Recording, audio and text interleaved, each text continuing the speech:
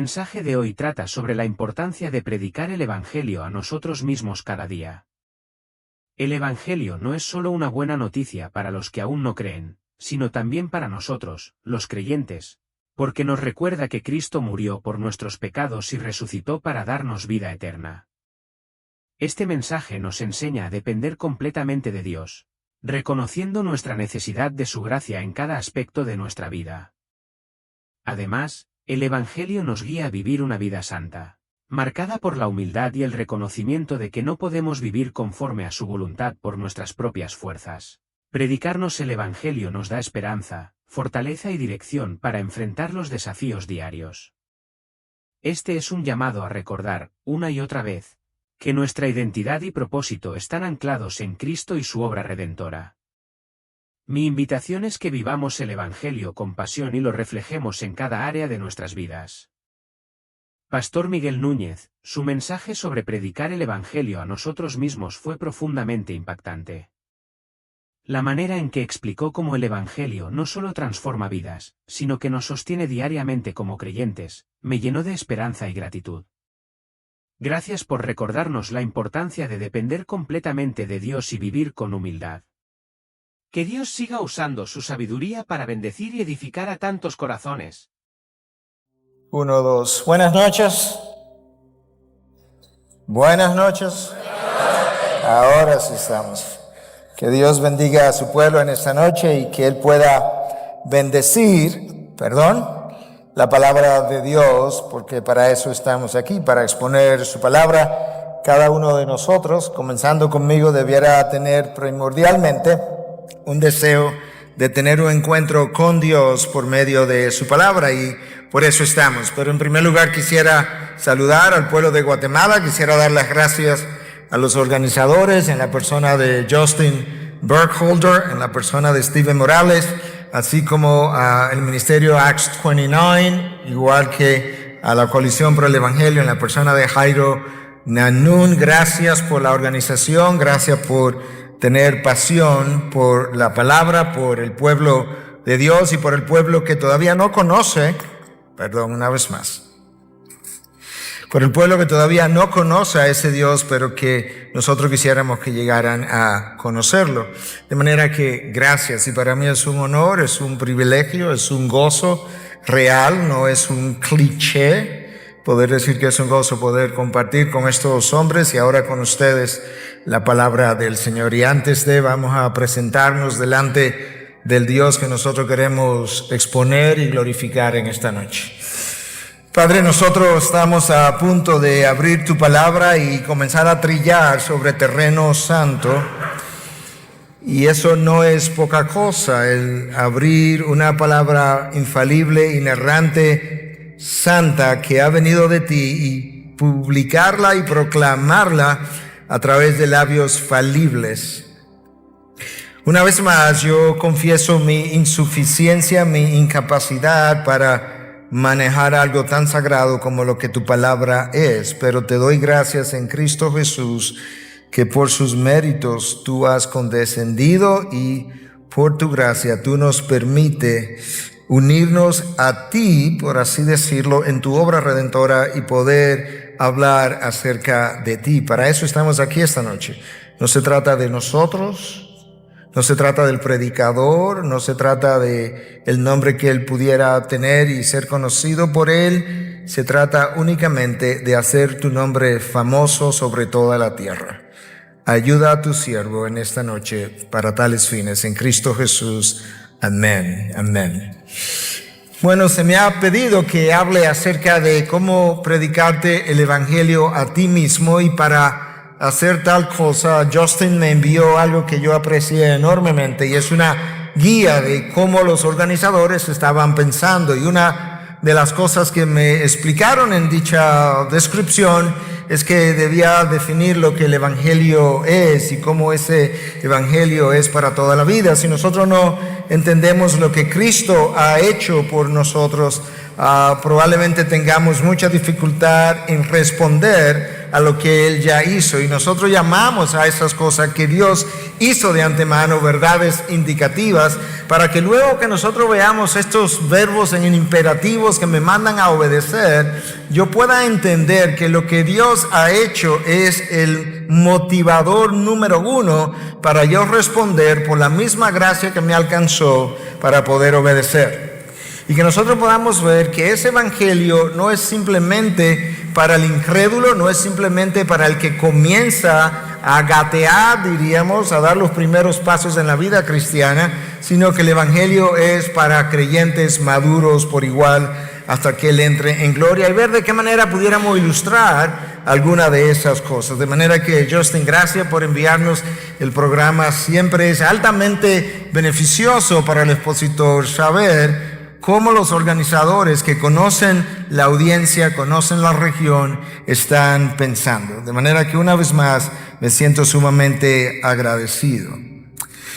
El título es Predícate el Evangelio a ti mismo. Yo no sé quién fue la primera persona que acuñó tal cosa, pero la primera vez que yo leí un título como tal, que no abunda de hecho, fue en el año 1991, cuando un hombre denominado Jerry Bridges publicó un libro que se llamó La Disciplina de la Gracia. Y Dios estaba haciendo entre el año 89, 91, 92 un trabajo en mi vida de gracia para que mi orgullo pudiera ser manejado por Dios y llevado donde Él quería.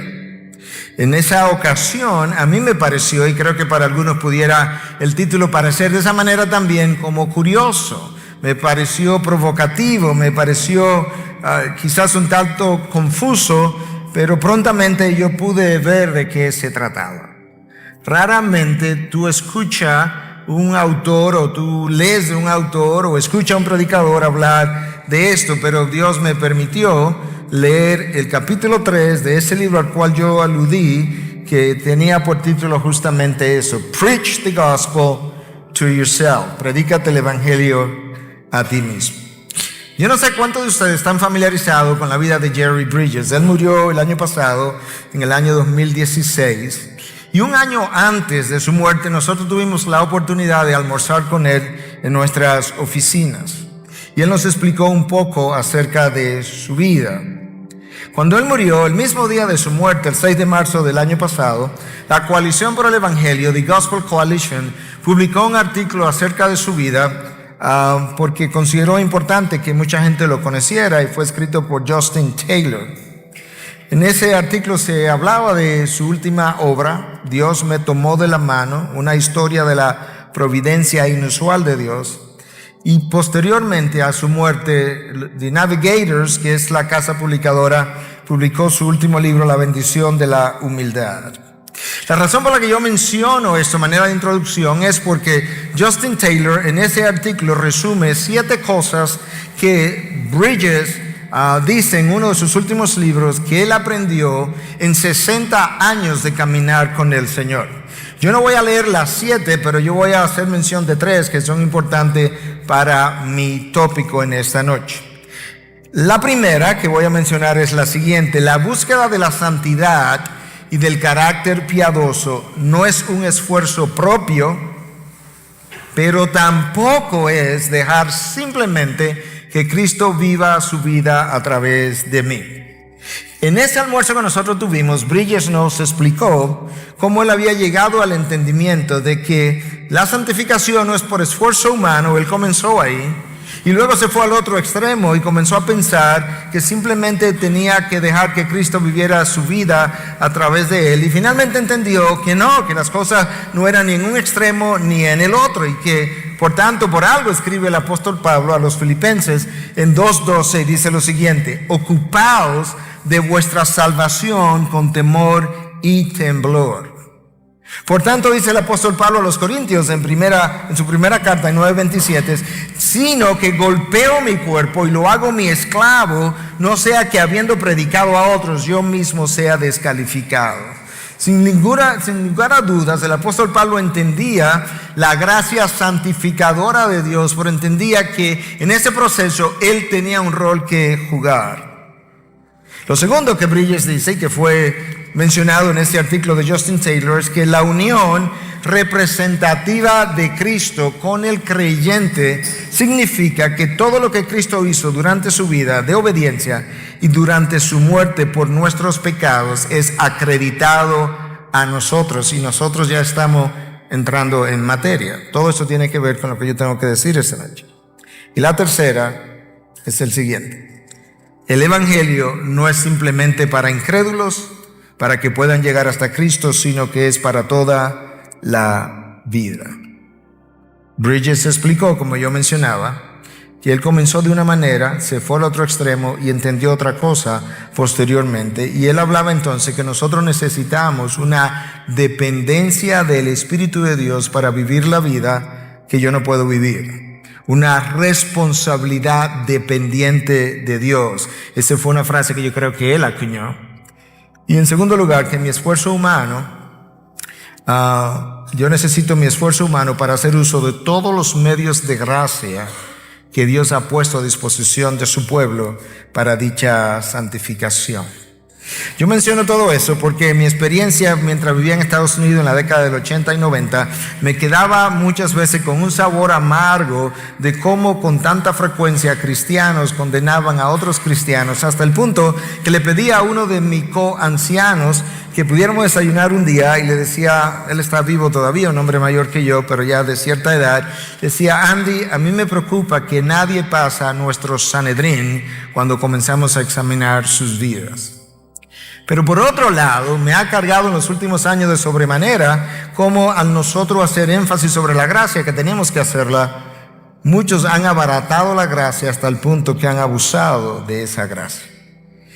Y al pensar en qué es el Evangelio, y al pensar en cómo yo me predico el Evangelio a mí mismo, yo quería introducir estas ideas para que podamos desde ya entender que mi comprensión del Evangelio es vital para yo saber vivirlo de una manera balanceada. Y con eso entonces yo quiero leer un texto de la palabra que realmente me dice todo acerca de lo que es el Evangelio. Está en Romanos 3, versículo 20 al 26. Porque por las obras de la ley ningún ser humano será justificado delante de él, pues por medio de la ley viene el conocimiento del pecado.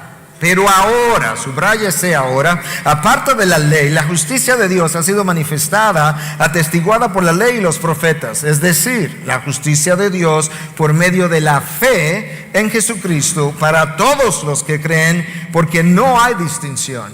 Por cuanto todos pecaron y han quedado destituidos o no alcanzan la gloria de Dios, siendo justificado, escucha, gratuitamente por su gracia, por medio de la redención que es en Cristo Jesús, a quien, escucha otra vez, Dios exhibió públicamente como propiciación por su sangre a través de la fe, como demostración de su justicia, porque en su tolerancia Dios pasó por alto los pecados cometidos anteriormente, para demostrar en este tiempo su justicia, a fin de que Él sea justo y sea el que justifica al que tiene fe en Jesús. Ese solo texto contiene todos los elementos del Evangelio y aún las formas de cómo el Evangelio me lleva hasta Dios y la razón del Evangelio. De manera que este es vital a la hora de definir el Evangelio, para el incrédulo y aún para el que ya ha creído. Y lo primero que el texto me deja ver es la función de la ley. La ley fue catalogada por el apóstol Pablo como buena, como santa, como justa. Y sin embargo, la ley, de acuerdo a este texto, no me permite obtener salvación. No me permite obtener salvación por lo que dice el versículo 20 que yo acabo de leer. Porque por las obras de la ley ningún ser humano será justificado delante de Dios o delante de Él. Pues por medio de la ley viene el conocimiento del pecado. La ley, que representa el carácter de Dios, me sirve de espejo, y cuando yo me veo en ese espejo, yo literalmente entiendo la incapacidad que yo tengo de poder cumplirla. Esa es una de las funciones de la ley. No solamente esto, yo necesito entender por algo que el apóstol Pablo le dice también a los romanos en el capítulo 8, versículo 7, y es que el hombre con una mente caída, el hombre pecador, no se somete a la ley de Dios y ni siquiera puede. De manera que de forma natural yo tengo una incapacidad para poder someterme a la ley de Dios por mi naturaleza pecadora y rebelde. Esa es la mala noticia. La buena noticia comienza en el versículo siguiente. Pero, los peros son importantes en la Biblia. Algunas de las palabras más importantes en la revelación de Dios son los peros. Porque los peros van a introducir un contraste entre lo que yo acabo de leer y lo que sigue. Y ahora yo leí una mala noticia. El pero me dice, bueno, pero quizás hay una buena noticia ahora. Claro, aparte de la ley, algo que no tiene nada que ver con la ley, la justicia de Dios ha sido manifestada, atestiguada por la ley y los profetas. No entendí, Pablo. Bueno, ahora te explico. Es decir, la justicia de Dios por medio de la fe en Jesucristo para todos los que creen, porque no hay distinción. Cuando Pablo habla de la justicia de Dios, que en inglés llamarían the righteousness of God, él está hablando de dos cosas. Por un lado, el carácter moral de Dios, que es el que yo necesito para entrar al reino de los cielos. Y número dos, me está hablando de una posición delante de Dios de un acusado que ha sido descargado de su culpa. Y Pablo me dice que ahora, aparte de la ley, la justicia de Dios ha sido manifestada. Por tanto, la ley no me salva, la ley no me justifica, pero hay algo que ha ocurrido que me permite, sin embargo, obtener esa posición delante de Dios de ser justo, y me permite incluso ser visto a través del carácter moral recto, perfecto de nuestro Dios. Ahora la pregunta sería, ¿por qué el apóstol Pablo habla de ahora? ¿Cómo que ahora, Pablo? Sí, porque anterior a este tiempo, cuando Cristo no había llegado, las cosas eran diferentes. Diferentes en un sentido, y es que estábamos esperando por el Mesías, que iba a ser posible que nosotros pudiéramos llegar a creer sin haber nosotros cumplido la ley, pero sin Dios dejar su justicia violentada, sin que Él impusiera a alguien la pena por haber violado el hombre su justicia. Entonces, the righteousness of God, el carácter moral de Dios, implica, entre otras cosas, como ya dijimos, un estatus delante de Dios de no culpable, e implica que ahora yo puedo entrar al reino de los cielos porque de alguna manera el carácter moral de Dios me ha sido contado a mi favor para que yo pueda entrar. Y eso ocurre aparte de la ley, y eso ocurre de acuerdo a lo que ya leímos en Cristo Jesús. Esta revelación llegó ahora, no antes, pero no vino por la ley, vino por la persona de Jesús. Esa rectitud perfecta necesaria para entrar ahora está disponible. Yo sé dos cosas ahora. Número uno, la ley no justifica, quizás tres cosas. Número dos, no puedo cumplir la ley. Número tres, yo puedo obtener salvación por medio de fe en Cristo Jesús, porque para todos los que creen, porque no hay distinción, leímos en el versículo 22. No puedo obedecer por mi destitución de hombre caído. No he podido complacer a Dios, y Dios ha salido a buscar al hombre. Y entonces esto es lo que Pablo me dice, que me ayuda a entender por qué esa salvación es por gracia. Versículo 23. Por cuanto todos pecaron y no alcanzan la gloria de Dios. Todos hemos pecado. Y ninguno de nosotros ha podido alcanzar la gloria de Dios. Y entonces Pablo, versículo 24, siendo justificados gratuitamente por su gracia, sin ningún mérito en nosotros, sin nosotros haber hecho nada que valiera la pena, ni ningún mérito para Dios de darme entrada. Y eso ocurre, versículo 24 todavía, por medio de la redención que es en Cristo Jesús. En esos dos versículos hay dos palabras claves que necesitamos entender. Una es justificados y otra es redención. La palabra justificados en el lenguaje original es dikaio, y dikaio implicaba algo como esto. Yo entro a una corte judicial siendo culpable, siendo acusado de culpabilidad y siendo culpable. Yo paso por un proceso legal donde el juez examina mi caso, y a pesar de yo ser culpable, al final del proceso, él me declara inocente sin serlo. De manera que ahora yo entiendo en estas palabras de Pablo que yo soy culpable, que yo tengo algo de qué ser acusado, pero acá hay un juez que de alguna manera puede declararme inocente a pesar de que yo soy culpable. Y eso es buenas nuevas. Esa palabra justificados, dikaio, tiene que ver con eso. Éramos culpables y Dios ahora me ha declarado no culpable. Por medio de la ley yo quedo condenado. La ley me condena una y otra vez porque no la he cumplido. Pero por gracia, gratuitamente podemos ser justificados por medio de la fe depositada en la persona de Jesús. Ahora yo quiero explicarte algo. El hecho de que mi salvación sea gratuita para mí no dice que la salvación ha sido gratuita para todo el mundo, porque a alguien debió haberle costado algo. Si tú me debes $5,000 y yo te perdono $5,000, a ti no te costó nada, pero a mí me costó $5,000. De manera que cuando yo soy justificado gratuitamente, a alguien le costó algo. Al Padre le costó el Hijo y al Hijo le costó su sangre. Y eso es lo que permite que yo pueda ser declarado inocente a pesar de mi culpabilidad. Mi salvación se logró a través del pago de un alto precio. El precio de la sangre del unigénito de Dios. Eso no fue cualquier precio. El mundo fue creado a través de Cristo. Todo lo que fue hecho fue hecho por medio de Él, y nada de lo que ha sido hecho fue hecho sin Él, de manera que mi salvación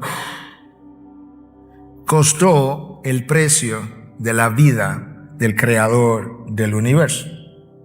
Esa justificación fue la controversia completa del siglo XVI, cuando Martín Lutero protestó porque los pecados estaban siendo perdonados a través de la venta de las indulgencias. Lo menciono porque nosotros estamos celebrando los 500 años de la Reforma y tenemos que de alguna manera unir esto a lo que estos 500 años representan. Martín Lutero trataba de explicar a la gente de su entorno que la salvación, mis obras no tienen ningún mérito delante de Dios para contribuir en lo más mínimo a mi salvación, como Roma insistía e insiste en el día de hoy.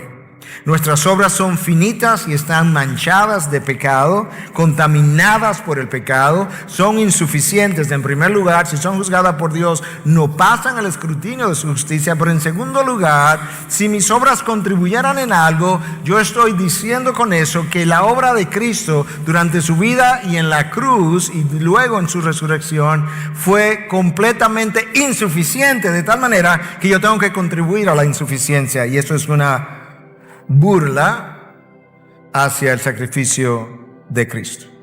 Entonces el mensaje de buena nueva de Dios es que Él me ha ofrecido, aparte de la ley, la posibilidad de ser salvo por su gracia, por medio de la fe, y que eso ha sido gratuito para el pecador. La segunda palabra importante en los versículos 23 y 24 que leímos, una fue justificado y la otra es redención. La palabra redención, cuando es traducida al español o a otros idiomas desde el lenguaje original, tiene múltiples palabras que son usadas. Pero hay una en particular que yo quisiera recordar, y es la palabra agorazo.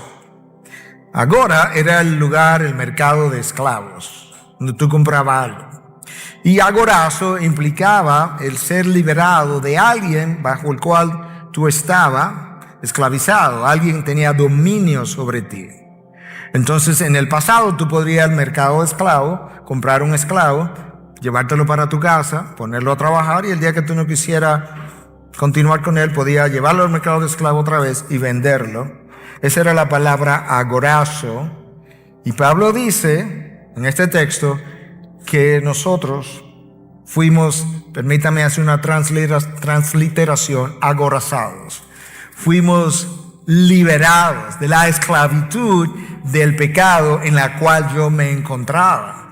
Por eso es que Pablo, al escribir a los Efesios, le dice en el capítulo 2, versículo 8 y 9, porque por gracia habéis sido salvados por medio de la fe, y esto no es de vosotros, no es de vosotros, ni la gracia es de vosotros, ni la fe es de vosotros, no por obras, sino para que nadie se gloríe. La gracia es algo que Dios da al pecador, y la fe incluso es un don de Dios de parte de nuestro Señor y Salvador. No es por obras, para que nadie se gloríe. Mis obras no tienen mérito alguno. De manera que necesito tener claro que mi salvación es una obra de gracia a través de la fe. El Evangelio me brinda esa esperanza. Me brinda la esperanza de que mi salvación no depende de algo que yo hago. La conservación de mi salvación no depende de algo que yo hago primordialmente, aunque yo tenga una responsabilidad, pero depende de algo que ya Dios hizo. En todas las religiones, la palabra clave es hacer, haz algo. En la religión cristiana, la palabra clave es hecho, terminó, ya fue hecho. Y eso es importante que yo lo recuerde.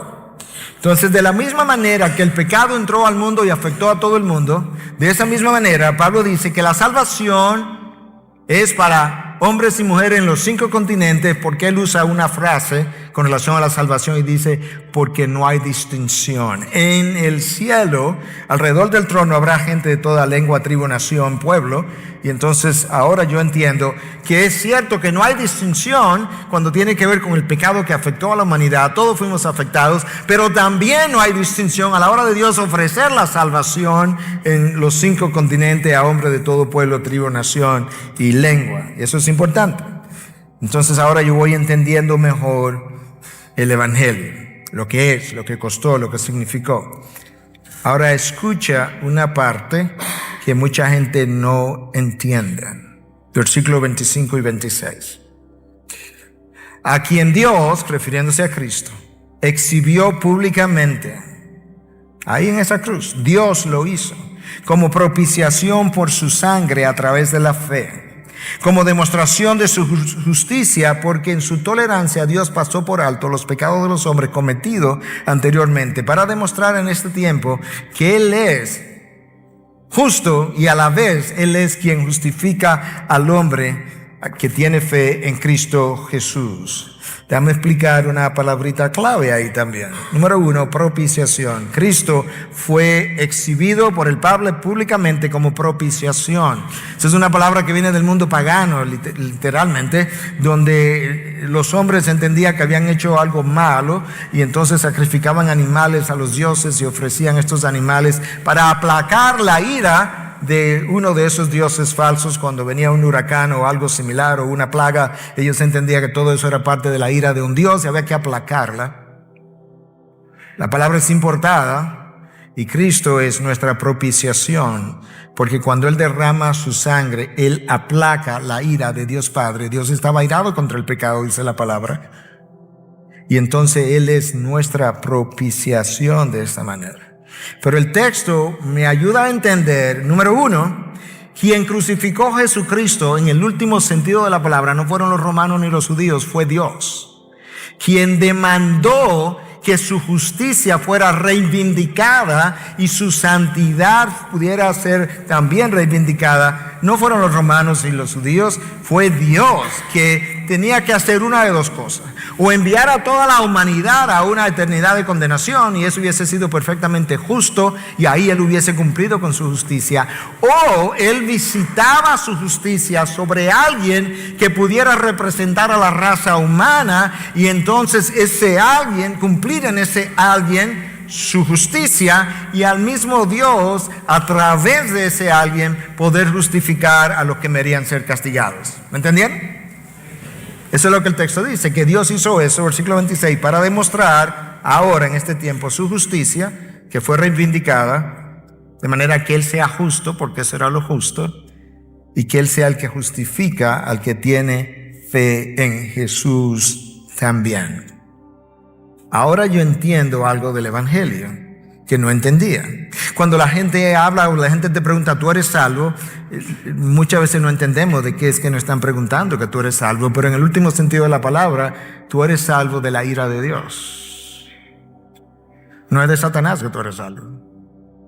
Juan 3:36, el que cree en el Hijo tiene vida eterna, el que no cree en el Hijo, la ira de Dios permanece sobre él. Cuando yo soy salvo, es de esa ira que me han salvado. Es Cristo que tomó la ira de Dios sobre sus hombros a mi favor para que la ira no tenga que visitarme, no tenga que permanecer sobre mí. Y eso es lo que la cruz representa, al Hijo de Dios que vivió en perfecta comunión con Él y en perfecta obediencia a la ley de Dios. Fue como ser humano, la segunda persona de la Trinidad, se encarnó y fue y se ofreció en lugar de toda la humanidad y tomó el peso completo de la ira de Dios. La razón por la que Cristo se siente tan desamparado en la cruz es justamente porque así ocurrió.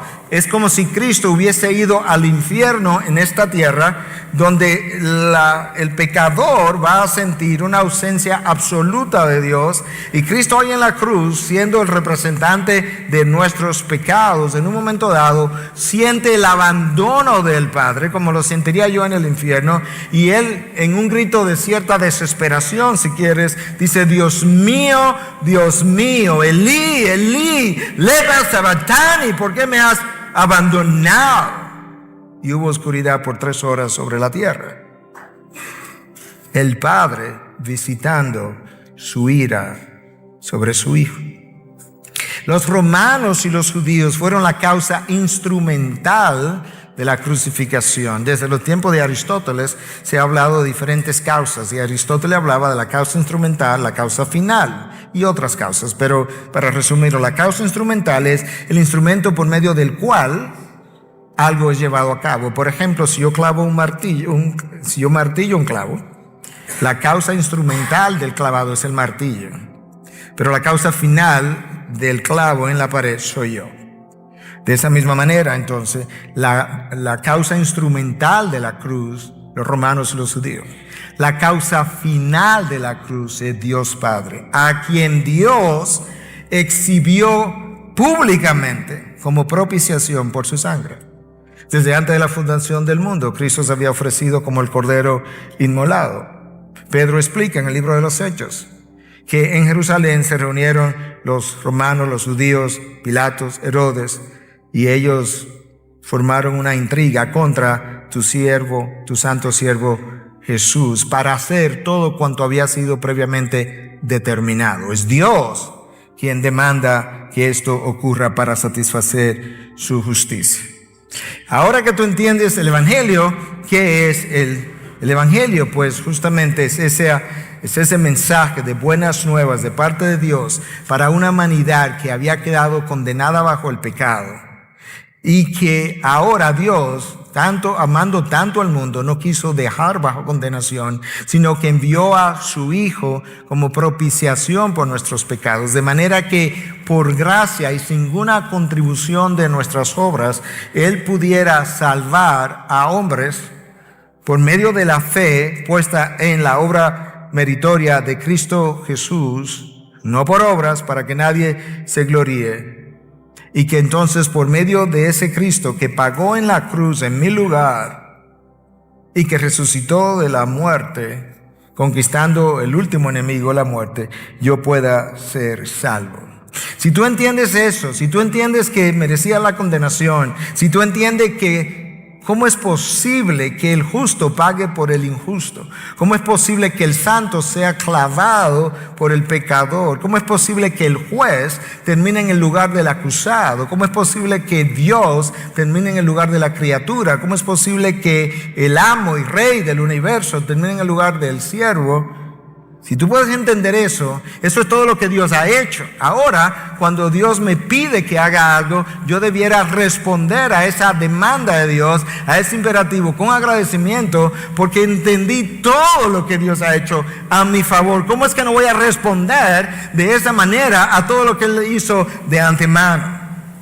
Y si tú quieres oír a un hombre que entendió lo que yo acabo de explicar, que entendió el valor del Evangelio, el valor de Cristo en la cruz, yo te voy a leer las palabras, algunas palabras, porque él lo dice de múltiples maneras, del apóstol Pablo cuando escribe su segunda carta a los Corintios. Porque aquí él comienza a ver el Evangelio y su aplicación a su propia vida desde un ángulo para luego verlo desde otro ángulo. Versículo 14 y 15 del capítulo 5. Pues el amor de Cristo nos apremia, Habiendo llegado a esta conclusión que uno murió por todos, por consiguiente todos murieron y por todos murió, para los que viven ya no vivan para sí, sino para aquel que murió y resucitó por ellos. ¿Qué es lo que el apóstol Pablo me está diciendo? Yo he llegado a entender el valor de la cruz, el valor de Cristo a mi favor, que yo me siento no con temor a las consecuencias del pecado, no con temor de un juez que está esperando para castigarme. Yo me siento apremiado. Algunas traducciones dicen el amor de Cristo me constriñe. En el original la idea es que el amor de Cristo como que pegó a Pablo contra la espada y la pared y no lo dejó sin ninguna otra opción que no fuera darle una vida de servicio rendida por completo a su causa y a su persona, en agradecimiento y también en respuesta al amor demostrado en un madero cruzado en un lugar llamado Golgota.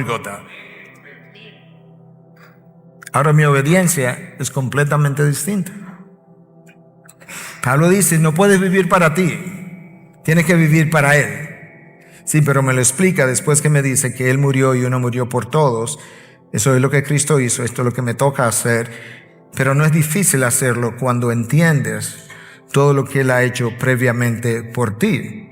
Y luego puedes entender lo que Pablo le dice a los romanos en 8:1, no hay condenación para aquellos que están en Cristo Jesús. No la hay. ¿Por qué? Porque Él lo pagó hace 2000 años, pagó por ti, te limpió de pecado. La justicia de Dios ha sido completamente, perfectamente y eternamente satisfecha por el sacrificio de Cristo. Y entonces ahora el apóstol Pablo, ayudando a los corintios a entender el evangelio, en el capítulo 15 de su primera carta le dice que él quiere, ahora os hago entender el evangelio en el cual estáis firmes, si perseveran en la verdad, en la fe, porque de lo contrario habéis creído en vano. Y entonces él dice que, este es el evangelio, que Cristo murió y resucitó Cristo murió según las Escrituras y resucitó al tercer día según las Escrituras. Pablo nos está diciendo, estos dos eventos, la muerte y la resurrección de Cristo, son como dos portalibros que contienen todo el evangelio, que definen el evangelio. Si yo no entiendo el evangelio, no sé cómo funciona para el incrédulo, no sé cómo funciona para mí y tampoco sé cómo yo pudiera aplicarlo a mi vida durante el resto de mis días que me quedan. Pero una vez yo entiendo el evangelio, el mensaje de Cristo Jesús, construido por medio de la cruz, su vida de obediencia, la cruz por mis pecados, la resurrección para conquistar la muerte, yo puedo comenzar a entender la importancia que tiene que yo responda a lo que Él ha hecho por mí. La obediencia activa de Jesús tiene que ver con el cumplimiento de la ley durante su vida. La obediencia pasiva de Jesús tiene que ver con la manera como Él se dejó crucificar sin abrir su boca, como cordero que es llevado al matadero. Ahí fue Él muerto. Y en esa pasividad en la que Él toma el pecado de los hombres y se deja clavar, a eso es que se ha llamado la obediencia pasiva de Jesús. Yo necesito ambas cosas contadas a mi favor para poder ser salvo. Ahora, en la medida en que yo comienzo a entender otro aspecto de cómo el evangelio yo me lo puedo predicar a mí mismo, yo tengo que analizar algunos componentes que vimos ahí en ese sacrificio. Por ejemplo, en ese sacrificio hay un componente de humillación donde Cristo, que era igual a Dios, no consideró su igualdad con Dios como algo a que aferrarse, sino que se despojó a sí mismo, se humilló y se hizo hombre y se hizo siervo y fue hasta la muerte y muerte de cruz. Ahí hay un componente de humildad o de humillación. Hay un componente de sacrificio porque Él va y se ofrece como ofrenda, como sacrificio. Hay una sobredosis de gracia sobre gracia. Yo no merecía salvación. Dios ha hecho dos cosas. Dios me ha dado gracia y misericordia. Por gracia, Dios no me dio lo que merecía. Lo que yo merecía era la condenación. Y por misericordia, Dios me da lo que yo no me he ganado, que es el cielo. De manera que ahora nosotros tenemos una doble porción o una sobredosis de gracia sobre gracia y me dio un perdón incondicional. Esos son como algunos de los componentes de ese mensaje del Evangelio. A la hora de yo vivir eso, yo tengo que comenzar a decirme, ok, si yo verdaderamente he abrazado el Evangelio, y el Evangelio tiene un componente de humildad y de humillación, a mí me toca ser así. Yo debo ser un hombre pobre en espíritu, como describe en la bienaventuranza. Un hombre que reconoce en sí mismo que él está en bancarrota moral y que ha sido salvado por la gracia de Dios y que él no se considera superior a ningún otro. Yo tengo que predicarme eso. No tengo superioridad sobre el otro. El orgullo en nosotros, en la vida diaria y en nuestras discusiones, en el hogar, en las iglesias, es el resultado de alguien que no ha entendido el Evangelio ni está viviendo el Evangelio.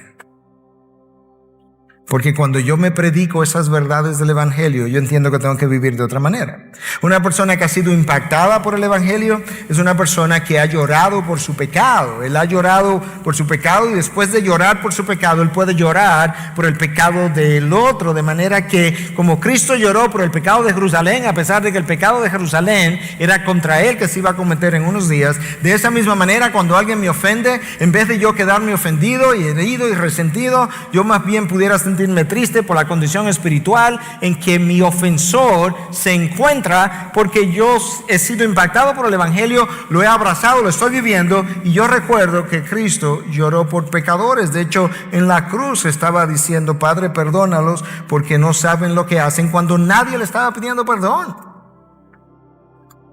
Yo tengo que predicarme eso, yo tengo que vivir de esa manera, yo tengo que reflejar, esa misma verdad. Tengo que ser un hombre pobre en espíritu y él es un bienaventurado. Hermano, nuestras luchas por ser el primero, ser el mejor, ser lo máximo, tener la razón, no reflejan el impacto del Evangelio en una vida que ha sido alcanzada por Cristo. Si yo pienso en un cordero que no abre su boca y es llevado al matadero sin abrir la boca, teniendo él el derecho, la autoridad y el poder para un solo soplido haber hecho desaparecer a todos los que lo estaban acusando y clavando, y cuando yo pienso en él, yo verdaderamente entiendo, este fue un hombre manso y humilde, no polémico y argumentativo. Eso es lo que el Evangelio debe crear en mí. Un hombre manso y humilde, no argumentativo y no polémico. Cuando yo veo el despliegue de gracia y de bondad de parte de Jesús, yo entiendo que Él fue altamente misericordioso, y si el Evangelio verdaderamente me ha impactado y yo lo voy a vivir, yo debo ser un siervo misericordioso, no rencilloso, no rencoroso. Yo debo ser un pacificador, y bienaventurados son los pacificadores.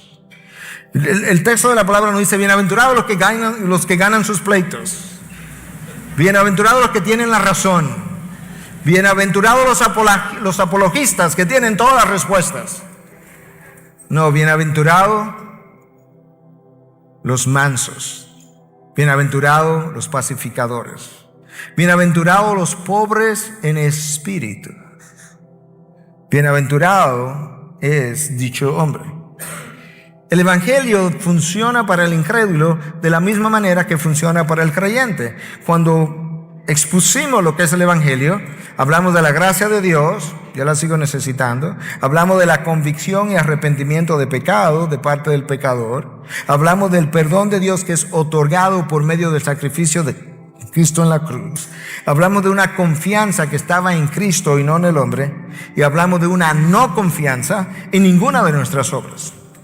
Entonces, ¿cómo llega el incrédulo al reino de los cielos? De esa manera, por gracia, por medio de la fe, no por obras, y llega no por las obras meritorias de él, sino por las obras meritorias de Cristo, donde él entonces abraza a Cristo como su Salvador y como su Señor. ¿Qué pasa después que yo creo? Yo no sé si tú has pensado, ¿qué pasa después que yo creo? No sé si hay alguien aquí que después que creyó haya vuelto a pecar. si hay alguien que no haya vuelto a pecar después que creyó, se puede poner de pie y usted habrá acabado de pecar, porque acaba de mentir. Entonces, ¿qué pasa después que yo llego a creer? Quedan en mí pecados residuales, pecados remanentes, que Pablo dice que están en los miembros de mi cuerpo. Recuerda, el alma fue regenerada, el cuerpo no lo han glorificado todavía, el cuerpo es un cuerpo caído. Mi alma ya no, ya es regenerada por el Espíritu, mi cuerpo es un cuerpo caído con deseos caídos. Y Pablo dice que mientras él se deleita en la ley de Dios en su interior, él se da cuenta que hay otra ley en los miembros de su cuerpo que hacen lucha contra lo que es sus deseos en su hombre interior. Gálatas 5:17, los deseos de la carne se oponen a los del Espíritu y los deseos del Espíritu se oponen a los de la carne. No tiene nada que ver uno con otro. Entonces, si tú quieres saber qué pasa después de mi conversión, para que tú entiendas ahora de qué otro ángulo yo necesito aplicarme al Evangelio, escucha las palabras de un veterano, pastor, misionero, plantador, apóstol que visitó al tercer cielo. Nosotros no tenemos ninguna de esas calificaciones. Romanos 7, a partir del versículo 15. Porque lo que hago no lo entiendo, porque no practico lo que quiero hacer, sino lo que aborrezco, eso hago. Y si lo que no quiero hacer, eso hago, estoy de acuerdo con la ley, reconociendo que es buena. Claro, porque la ley me está señalando lo que no está bien. Así que ya no soy yo el que lo hace, sino el pecado que habita en mí. Porque yo sé que en mí, es decir, en mi carne, no habita nada bueno. Malas noticias. Porque el querer, escucha esta palabra, el querer está presente en mí, pero el hacer el bien no. Yo quiero, pero como que no puedo. ¿Tú has estado ahí alguna vez? ¿Sí? Sean sinceros. Y si lo que no quiero hacer, eso hago, ya no soy yo el que lo hace, sino el pecado que habita en mí. Así que, escucha, queriendo yo hacer el bien, hallo la ley de que el mal está presente en mí. Porque en el hombre interior me deleito en la ley de Dios, pero veo otra ley en los miembros de mi cuerpo que hace guerra contra la ley de mi mente y me hace prisionero de la ley del pecado que está en mis miembros. Vamos a pararnos un momentito antes de cerrar ese texto para ver si entendimos bien, y en la medida en que voy cerrando este mensaje, ¿escuchaste bien lo que Pablo dice? Yo no entiendo, yo a veces quiero hacer algo que está bien y no lo hago. Y hay veces que yo entiendo que debo hacer algo, lo malo que quiero evitar, termino haciéndolo. Lo bueno que debo hacer, no lo hago. Yo no entiendo. Y luego él dice, pero sí entiendo. Es que hay una realidad interior en mi mente, mi interior, en mi alma, que tiene deseos buenos. Pero hay otra ley en los miembros de mi cuerpo que lucha contra mí y hace guerra. Y escucha cómo Pablo casi cierra el versículo, pero no lo terminó de cerrar, o el texto. Miserable de mí. ¿Quién me libertará de este cuerpo de muerte? Si el texto acabara ahí, nosotros estaríamos en problemas, y no chiquitos. Porque ciertamente ya confesé, ya me arrepentí, ya abracé el Evangelio, pero ahora todavía me encuentro, soy un miserable. ¿Sabe lo que Pablo hace? Él sale corriendo para la persona de Jesús. Déjame leerte los versículos 24 y 25. Miserable de mí, ¿quién me libertará de este cuerpo de muerte? Versículo 25. Gracias a Dios por Jesucristo, Señor nuestro. Así que yo mismo, por un lado, con la mente sirvo a la ley de Dios, pero por el otro lado, con la carne, a la ley del pecado. Pero gracias que Cristo, cuando fue a la cruz, pagó por mis pecados y está ayudándome ahora a librar esa lucha hasta que yo pueda ser victorioso y entre en gloria. Gracias a mi Dios, gracias a mi Cristo. Eso es lo que yo tengo que predicarme a mí mismo en medio de la lucha. Que de la misma manera que yo entré al reino de los cielos, es la misma manera como yo continúo en el reino de los cielos. ¿Cómo es? Regresando a la cruz, hablando con Dios, pidiendo perdón y pidiéndole a Dios otra vez en humildad que renueve esa relación que yo marchité por los méritos de Cristo. Porque lo que Cristo hizo por mí 2000 años atrás, tiene un efecto que perdura después que yo obtuve mi salvación. Escucha, hermano, si tú eres hijo de Dios, Dios podrá disciplinarte. Lo que Dios nunca hará es castigarte. Y hay una diferencia, y no tengo tiempo para entrar en las definiciones, pero la disciplina es para tu bien. Dios dice en Hebreos 12 que cuando Él nos disciplina, Él disciplina a todo el que Él ama. De hecho, a quien Él no disciplina tiene problemas, es un hijo ilegítimo. Pero si te disciplino es un acto de amor. Es parte de mi amor por ti, es para tu bien, es para cultivar rectitud moral en ti. Fruto de justicia es el vocabulario, y luego es como fuente de gozo. Pero después de yo haber creído, todavía tengo que recordarme de la obra de Cristo a favor mía. Y en 3 minutos para cerrar, entonces déjame ayudarte a entender algo. Cuando Cristo fue a la cruz, para que pueda entender de qué manera el Evangelio me sigue ayudando después de mi conversión. Cuando Cristo fue a la cruz, antes de morir, una de sus últimas palabras fue tetelestai, consumado es, una sola palabra. Permíteme un tecnicismo de 1 minuto, pero en el tecnicismo está la explicación de por qué el Evangelio sigue teniendo un efecto sobre mis pecados después de yo haber sido salvo y haber continuado pecando. Los expertos en el idioma original nos dicen que tetelestai es un verbo que está en perfecto indicativo y en la voz pasiva. Suena complicado, pero es sencillo. Escuche. El tiempo perfecto indicativo indica que el progreso de una acción ha sido completada. Terminó Cristo. Pero el resultado de esa acción continúa. De manera que Cristo terminó su obra en la cruz. Completado es, consumado es. It is finished, dirían en inglés. Pero el efecto continúa permanentemente. Cuando los sacerdotes hacían sacrificios en el Antiguo Testamento y entraban al templo, en el templo no, o el tabernáculo, en el templo no habían sillas para sentarse, como una expresión de que estos sacrificios no pueden parar, porque ninguno de estos sacrificios remueve la culpa del pecador. Pero cuando Cristo fue y se ofreció en la cruz y luego asciende al Padre, el texto de la palabra nos dice que Él fue y se sentó. El antiguo sacerdote no podía hacer a la diestra del Padre, porque Él había terminado su obra y ya no había más sacrificio que ofrecer, ni por Él ni por otro. Y el verbo está en voz pasiva porque es algo que otro ha hecho por mí. Entonces Cristo ha hecho lo que ha hecho por mí. Yo soy el receptor de eso. Pero yo tengo que recordar que cuando Cristo dijo consumado es, su acción había terminado, pero el efecto de su acción continúa hacia el futuro. De manera que cuando yo, como ya creyente, peco y recuerdo la obra de Cristo en la cruz, yo voy delante del Padre y le digo, y esto yo lo he hecho múltiples veces: Señor, perdóname porque yo he pecado en esta área. Perdóname en base a lo que Cristo ha hecho por mí en la cruz. Gracias por Cristo, que me libra de este cuerpo de muerte, de este miserable cuerpo. Gracias, Dios.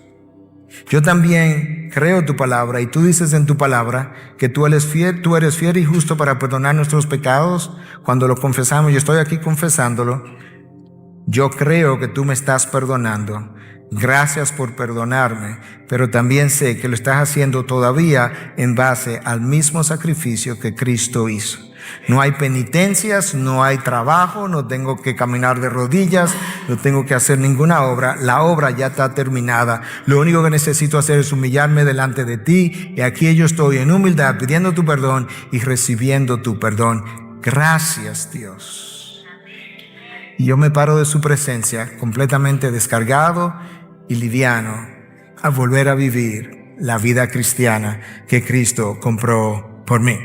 Esa es otra manera de ver cómo yo aplico el Evangelio a mi propia vida. Necesito entenderlo, necesito entender cómo funciona para el incrédulo, necesito entender cómo funciona para el creyente después de haber creído. Todo esto, dice Pablo en el capítulo 5 de 2 de Corintios, proviene de Dios, quien reconcilió al mundo consigo mismo, no contando al mundo sus pecados, sino reconciliándolo en Cristo, y ahora Él nos ha hecho embajadores de Cristo, como si Dios rogara por medio de nosotros, reconciliados con Dios. La iglesia es la embajada del reino de los cielos. Nosotros somos sus embajadores y ahora tenemos que proclamar el mismo mensaje que me reconcilió a mí el primer día.